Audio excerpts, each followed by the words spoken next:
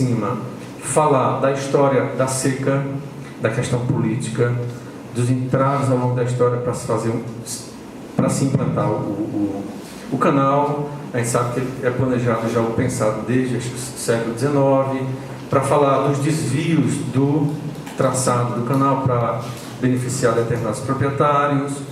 O que começou a ocorrer em termos de uso e ocupação do solo, a reorganização do território nas margens dos canais, do canal, a paisagem, já daria para ter muitos aspectos de interesse para um visitante aí. Próximo. E aí, a vista para o sudeste do alto do Kraunan, né? Eu não pedi autorização, ninguém está na foto, desculpem, mas eu imaginei que vocês não iam jogar pedra em mim, não, né? Mas, na geografia do turismo, é mais na antropologia, na realidade, de antropólogos que estudam turismo, eles falam muito que provavelmente o que nos leva a ir a um lugar alto e descortinar a paisagem ainda é resquício da nossa evolução como espécie. Quando éramos caçadores-coletores, nós dependíamos de subir em lugares altos para prospectar recursos ou ameaças. Então, esses antropólogos dizem que isso nos move ainda hoje para subirmos para lugares muito altos para olhar a paisagem. Claro, o Humboldt ia falar da contemplação, da paisagem dos prazeres. Cada um que vai estudar isso vai pensar de uma forma, né? Mas o fato é que é agradável, né? Você está num lugar muito alto e descortinar uma paisagem interessante. Fomos surpreendidos de forma muito positiva pelo seu Paulo Soares, acho que é do povoado Tingui, pertinho do Kraunan, né? Eu tenho um museu do local. E fiquei impressionado a quantidade de coisas que ele tinha. E, dentre elas, esses machados aqui, né, dos antigos ocupantes dessa região, são achados arqueológicos. Eu perguntei ao Jorge, que é o diretor do Museu de História Natural da UFAL, quando ele me mostrou exatamente artefatos como esse lá em Maceió, eu falei, vocês dataram isso, Jorge? Ele disse, olha, está em torno de 5.000, 6.000 anos que esses humanos estavam ali. Bem, só isso já merecia estudos para incrementar a experiência do visitante. Né? Você fala, poxa, aqui tem essa caatinga que, pelo que eu andei lendo, tem 20.000 anos, né? O surgimento da caatinga, 20.000 anos, há 5, 6, 9.000 anos, você já tem alguns dos fósseis encontrados lá, que estão no Marx, foram datados de 9.000 anos, já tinha gente aqui há 9.000 anos, né? Homo sapiens. Como é que eles viviam nesse lugar? Pode-se fazer levantamento de todos esses artefatos, estudos arqueológicos. E tem um museu aqui nosso também, no estado de Alagoas, ou sei lá, um centro de informações para que a visita do turista, além de contemplar a beleza, saber do cangaço, de Amilo Gouveia, de tudo que eu já estou listando aqui, saber que há 5, 6, 7 mil anos tinham humanos aqui também, que já estavam explorando esse recurso e que, consequentemente, mexeram nessa paisagem também, embora não deixaram marcas visíveis macro, né? Deixaram seus artefatos. Fiquei surpreso também, ele tem, esse é um bodoque, ele perguntou, o que é isso aqui? Só eu sabia, bodoque que meu pai fazia, eu nasci em Minas, na roça, meu pai fazia bodoque para caçar. Atira com uma pedra, bota uma pedra aqui, é muito perigoso porque se você atirar com ele assim, ele pode a pedra pegar no dedão, então você tem que fazer um movimento com a mão para a pedra passar. Mas fala das adaptações também, quando não se tinha espingarda, né? Que está deixando de ser usada também, faz parte desse processo de mudança, que é interessante conversar também, que agora, em vez de você ir matar juriti, o mocó, o preá, o linha, você vai tirar foto, você vai no lugar onde essas coisas estão preservadas, onde tem instituições que estão tomando conta disso agora, que estão trabalhando com as comunidades para mudar o comportamento.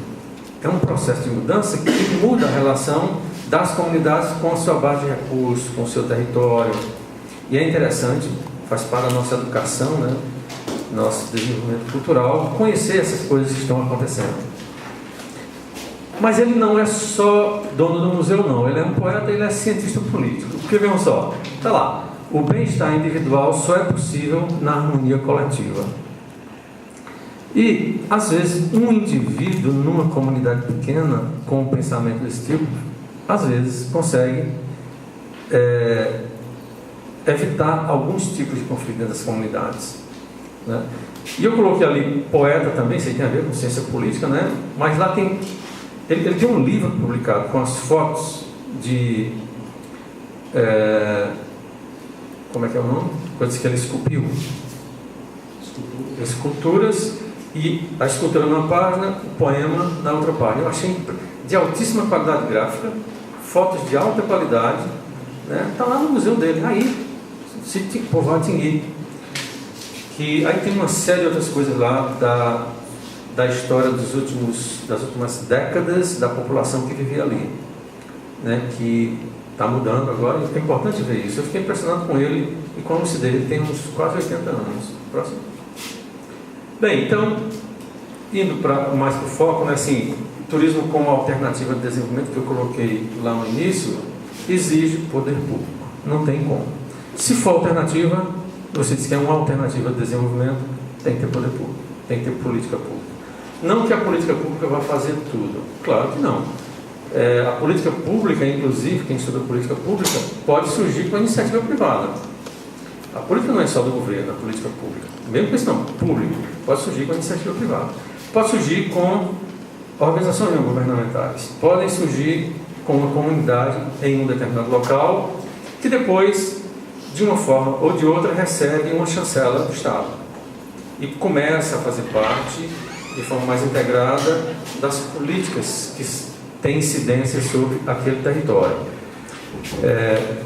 Tem lugares, que é um pouco diferente aqui do Brasil, mas tem lugares que eu tenho lido, né, que as ONGs, às vezes, são donas de meios de hospedagem, administram rotas para visitação de turistas e ganham dinheiro com isso, para a comunidade.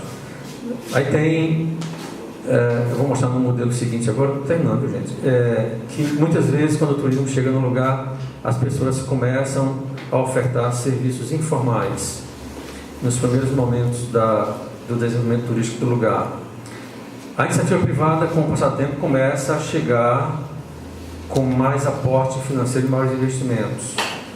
Mas é necessário que tenha poder público e que sejam políticas boas, com a base institucional adequada, porque, como o próprio Diego falou ali, falando do capitalismo, dos bancos, por exemplo, são os bancos, são as operadoras turísticas, são as companhias de seguro, elas visam, claro, o lucro, não tem como. Eu uma vez estava numa palestra no Rio ou São Paulo, no encontro, uma discussão assim, no círculo, né, alguém disse lá, muito entusiasmado, gente, qual é o objetivo do turismo? Eu podia falar, lucro. Aí todo mundo ficou assim, como assim? Claro, as empresas de turismo visam lucro. Nós não estamos numa sociedade comunista, por exemplo, onde o turismo é feito para os trabalhadores, por exemplo, digamos, porque como contraste. O restaurante, o bar, o transporte, a operadora, querem lucro. Mas espera aí, se tem política pública que coloca os limites, os incentivos e os limites, investem em infraestrutura, por exemplo, que é bom para a comunidade, e atrai investimento. Se há, por exemplo, planos diretores municipais, planos diretores regionais de turismo, seria interessante, Alagoas não tem, né? Você pode direcionar o desenvolvimento do turismo naquela região e evitar alguns problemas que normalmente ocorrem se não houver esse direcionamento. Por exemplo, esse modelo, que é de um geógrafo inglês, foi publicado num periódico da geografia no Canadá, chamado Butler, Richard Butler, em 1980, que é o ciclo de vida do lugar turístico. Ele se inspirou em Cristada e no ciclo do produto, da economia, né, com o ciclo do produto, e criou esse para o turismo. Nesse eixo, o número de turistas e a passagem do tempo. E ele disse que os lugares surgem, quando aparecem como um lugar que começa a ser visitado, essa fase é chamada de exploração, no sentido de exploração das pessoas caminhando pelo lugar para conhecer. Exploração no sentido de conhecimento. Com o passar do tempo e o aumento do turista, chega uma outra fase que ele chamou de envolvimento, que é quando a comunidade percebe o potencial econômico do turismo e começa a ofertar serviços informais, pratos feitos, uma cama no quarto para a pessoa dormir, guia a pessoa num lugar desconhecido e cobra por isso. É uma interação muito grande e a comunidade se beneficia. Com mais turistas e mais tempo, surge uma fase que ele chamou de desenvolvimento, quando o número de turistas já é razoavelmente grande, que a população local não consegue mais atender a demanda de serviço, que agora é mais complexa e de maior escala. E aí, investidores do próprio estado, às vezes de outro estado e até do exterior, já estão implantados no lugar com aluguel de carro, hotéis. E, infelizmente, nesse momento, a tendência é os serviços passarem todos para a mão de pessoas de fora da comunidade.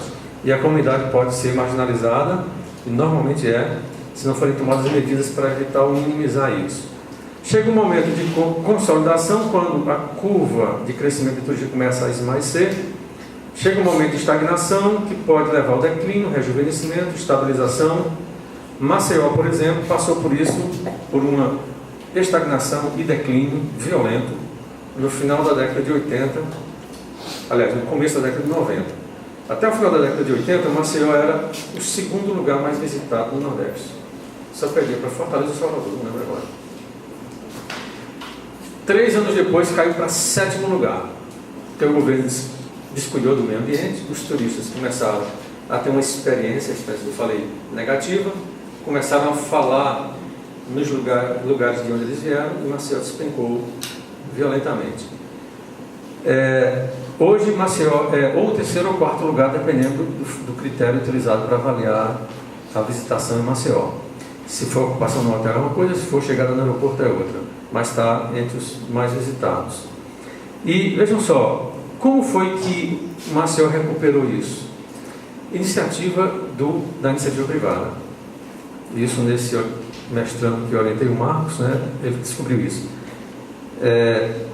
As pessoas do trade turístico, quando o Teotônio Vilela assumiu, se juntaram, hotéis, pousadas, restaurantes e tal, foram ao governador e disseram: senhor governador, nós gostaríamos que o senhor colocasse um secretário de turismo do estado que seja um técnico e não um político, e que, se possível, o deixe no governo do senhor todo, e coloque pessoas competentes do ponto de vista técnico nas posições próximas ao secretário. Ele fez isso. E continuou nos 2 governos. Ele trouxe uma pessoa da Bahia, experiente, né, o Virgínio Loureiro, que infelizmente morreu, teve um câncer fulminante perto do final do 2º mandato do Teotônio, mas a vice que vinha acompanhando a política assumiu. Fizeram a mesma coisa no mesmo período com o prefeito de Maceió, Cícero Almeida. Foram a ele e pediram a mesma coisa. Ele colocou a Cláudia Pessoa, que saiu para se candidatar, depois voltou, não foi eleita para deputada, e provavelmente foi isso, esse aparelhamento técnico melhor, institucional, que levou a uns investimentos mais adequados, que levou ao crescimento, de novo, a um rejuvenescimento da demanda turística para Maceió, que está crescendo, ainda continua crescendo. O Ministério, aliás, o Brasil tem um Ministério do Turismo, né, que é o MTUR, criado por Lula em 2003, e já teve esses Planos Nacionais de Turismo, 2003 a 2007, isso aqui até 2016, e que tem vários objetivos lá: redistribuição da renda, redução da pobreza, criação de oportunidades de emprego e renda. Em alguns estados, esses planos, que dependem do estado para desenvolver isso aí, para aplicar, né, em cooperação com o município e do governo federal, teve alguns sucessos. No outro não. Por exemplo, Polo Costa dos Corais, no Brasil, eu orientei um aluno também, no mestrado, que estudou com base em Perrot, polo de crescimento, que é o que deu embasamento à política. Não funcionou. E eu fui fazer o pós-doutorado em cima disso. Será que funcionou? Porque assim, eles adaptaram a teoria de Perrot para a indústria como motriz, aí o hotel ser o elemento motriz. Ele adaptou uma série de coisas, né? A pessoa, tem um estudo que foi feito com base em Perrot e que o João utilizou também, mas não funcionou. Aí não funcionou por uma série de falta de investimento, vontade política, tem a questão da corrupção, periferia desses lugares, né, também é um outro problema. Bem, aí teve o Plano Nacional de Municipalização do Turismo, já há uns 15 anos, se tentou identificar municípios que tinham um potencial muito grande para o turismo e desenvolver ou fomentar a criação de secretarias municipais de turismo, uma série de outras coisas, mas ele não deu resultado porque só alguns poucos municípios muito poderosos conseguiram se beneficiar e os outros ficaram relativamente prejudicados. Aí veio o programa, já tem um programa de regionalização, acho que de 2004 para cá, e os objetivos da municipalização estão dentro do programa de regionalização, que trabalha com roteiros. Então, Alagoas tem 3 polos. Ela trabalha com polos, que é o Polo Costas Corais, Litoral Norte, Polo Lagoas e Mares do Sul e Polo Caminho de São Francisco. Para se conseguir o financiamento do BID para um polo desse, o polo tem que ter sido criado legalmente, tem que ter um conselho gestor, tem que ter um plano de desenvolvimento criado por um consultor de uma empresa não do governo. O plano tem que ser aprovado pelo conselho gestor, vai para o Banco do Nordeste, faz um parecer, se tiver um parecer positivo, vai para o BID, faz um parecer também, e se for aprovado, vem o dinheiro para infraestrutura, ampliação de base institucional. Está com uma hora já que eu falo, não é muito tempo, vou fechar. Ia falar de alguns detalhes, né, desses planos em Alagoas, mas se for o caso eu falo depois, próximo. Muito obrigado. Obrigado.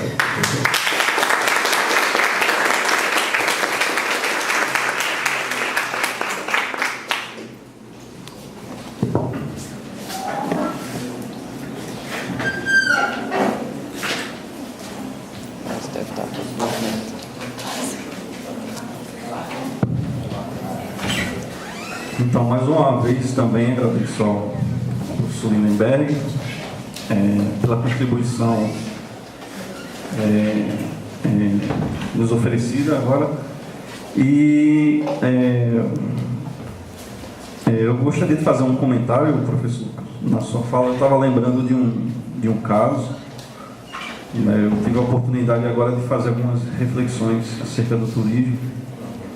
Eu paguei 2 disciplinas no estágio de doutoramento em Lisboa e comecei a ter ciência de alguns conceitos novos que a gente que eles estão trabalhando lá em Portugal, sobretudo na revisão dos usos espaciais no centro de Lisboa, decorrente da nova, digamos, atmosfera geopolítica que a gente está encontrando na Europa como um todo. Ou seja, devido às crises na Grécia e na Turquia, né, pelos diversos fatores, enfim, as crises políticas e crises econômicas, né, que a gente tem visto na Grécia e na Turquia, né, que são, de certo modo, são grandes, fortes destinos turísticos, principalmente para os europeus do norte, né, ou seja, sobretudo os alemães, um pouco dos ingleses, um pouco dos franceses, mas sobretudo dos alemães. Diante da localização dessas crises, um contingente enorme desses turistas tem buscado outros destinos, para além daqueles já tradicionais, né, como Paris, Veneza, Florença, Roma, etc. E aí o que é que aconteceu? Né? Lisboa, a própria Barcelona, está cheia de gente, como se mostrou na foto, né? A ponto de causar crises do ponto de vista de usos espaciais nesses centros. Né? Aí nascem outros formatos de apreciação da geografia do turismo aliada à geografia urbana, com conceitos como desresidencialização, né, que os portugueses têm trabalhado, um pouco os espanhóis também têm trabalhado bastante sobre isso, né, onde os tradicionais moradores daqueles sobrados típicos portugueses estão meio que sendo deslocados, né, motivados pela presença enorme de turistas, né, no centro de Lisboa, a ponto da gente ter a impressão de que o centro de Lisboa, se você tirar o pé, você não consegue mais colocar de tanta gente que tem. Gente essa que não é, no grosso, de portugueses, né, mas sobretudo desses. Isso foi uma deixa de um professor lá, sobretudo de estrangeiros, repito, alemães, franceses, ingleses, que deixaram de ir para aqueles destinos tradicionais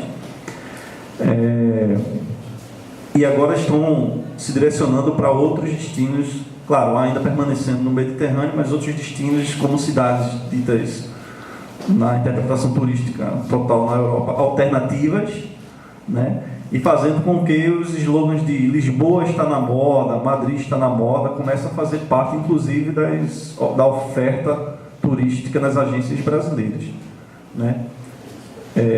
Eu vou abrir para questões, mas eu vou aproveitar essa minha deixa e fazer uma questão nesse sentido. Para o professor Lindenberg. Até que ponto esse aspecto, né, geopolítico, claro, eu estou falando numa escala internacional para a Europa, mas até que ponto a gente pode ver como esses aspectos geopolíticos interferem em projetos de governo ou têm interferido em projetos de governo? É uma espécie de continuidade da sua fala, né? Que como é que isso influencia e interfere no estado de Alagoas e até mesmo no Nordeste? A sua opinião nesse sentido, né? Ou seja, essas políticas públicas têm sido influenciadas nos últimos anos fortemente pelo Estado, né? Ou ainda continua o ímpeto da iniciativa privada no sentido de promover isso, né? Eu digo isso porque eu fiquei já sabendo que no sertão de Alagoas há interesses de donos de grandes cadeias de hotéis portuguesas e espanholas se instalarem aqui, mas não encontraram essa estrutura, não encontraram, enfim, né, razões para eles favoráveis para isso, né? Então, eu fico me perguntando se não seria isso um impedimento que parte ou da legislação ou do Estado. É nesse sentido. Certo?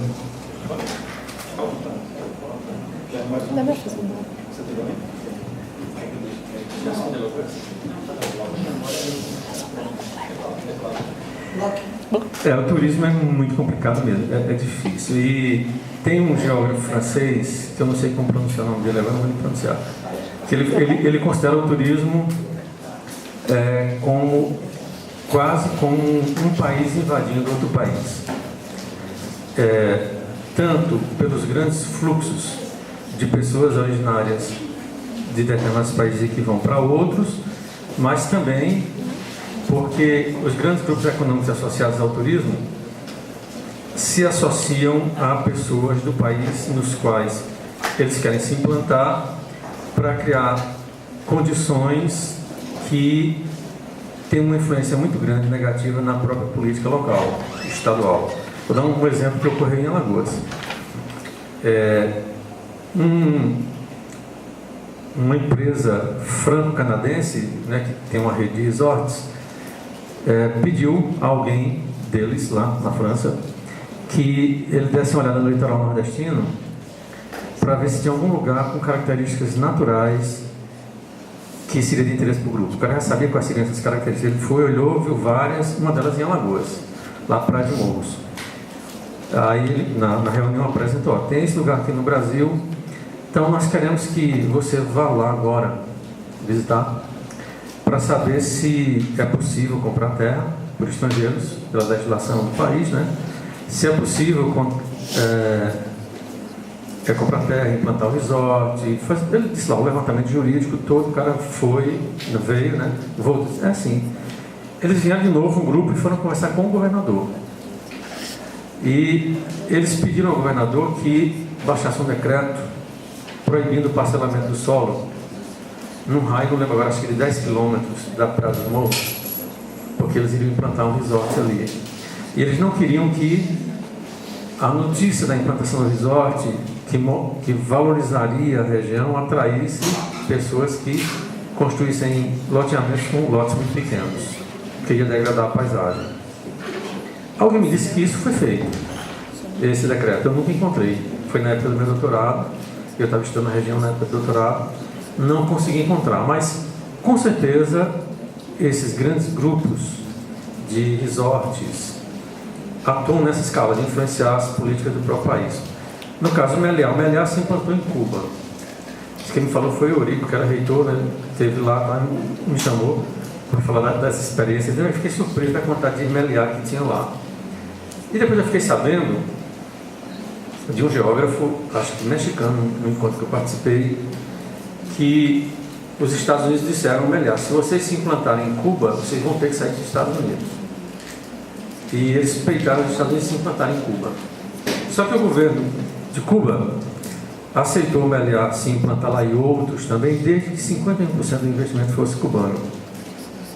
E só 49% dos grupos externos. Por que isso?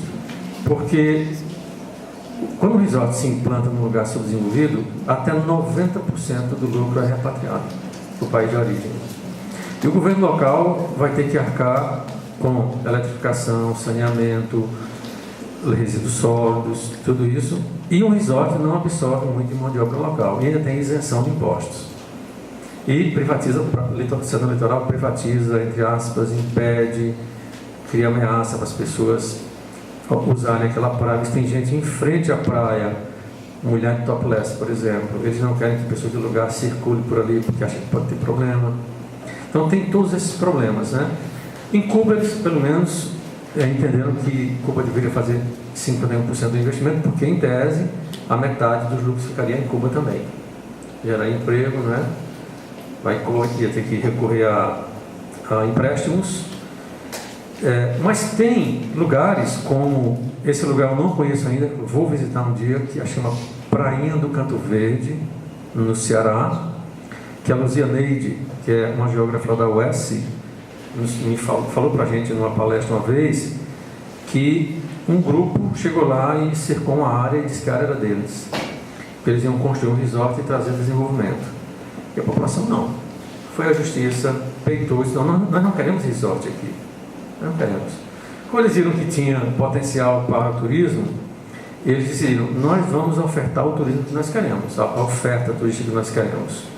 Então, para um ônibus chegar lá com o turista, tem que falar com uma pessoa da comunidade, que vai receber esse ônibus, e que vai distribuir as pessoas para dormirem na casa de seu Francisco, dona Luciana, que vão tomar café com eles de manhã, exatamente o que eles comem, não é algo fabricado para o turista, e o jantar vai ser na casa de outra família que não recebe pessoas para dormir na casa deles.